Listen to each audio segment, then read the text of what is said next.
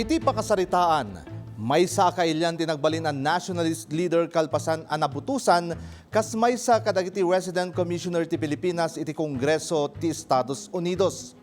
Daytoy apagteng kakailyan tinang marka iti dakkel nga addang iti kampanya ti pagilyan para iti kabukbukudan a gobyerno iti panawan ti kolonya ti Amerika. Ti kinasya sino daytoy intay amuan iti report ni Anjel Kim Pengosro. Iti edad na atalupulo, nabutusan kas resident commissioner ken nagbalin akang runaan apan nakabagi dagiti Pilipino ije Washington DC ni Manuel L. Quezon.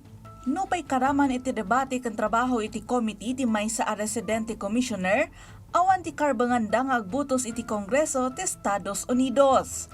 Iti laksid daytoy a limitasyon, inaramat ni Quezon ti posisyon na amang itandudo iti otonomiya ti Pilipinas tapno magunod ti panagwaywayas. Ngumsakbay ang nabutusan, nagserbi ni Quezon kas gobernador ti probinsya ti Tayabas ken kas kameng ti Philippine Assembly. Kinasirib iti politika, karisma ken naidumduma asir mata ti puunan na tapno agbalin ang maysa kadagiti kaimpluwensyaan a leader dagiti Pilipino. Kabayatan ti kaadda na iti Estados Unidos, naingat lataan nakitrabaho ni Quezon ken ni Filipino statesman Sergio Osmeña kastamot ken kadagiti mamanday linteg nga Amerikano a pabor iti Philippine Independence Movement. Dakkel tinaitulong ti panagregget na para iti masakbayan a panangputar iti linteg nga ininot met anang palawa iti kabukbukudan aturay dagiti Pilipino.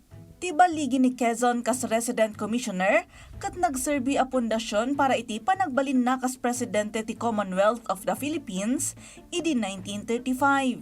Kamao dyan na, nagbalin daytoy amay sa akapatgan alanga iti moderno a pakasaritaan ti politika ti Pilipinas.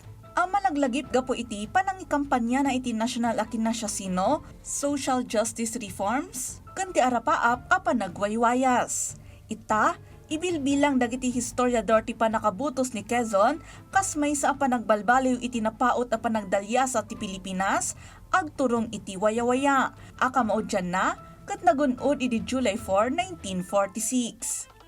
Kanayon alaglagipen, pasamak idi, adal ita pagsarmingan iti masakbayan.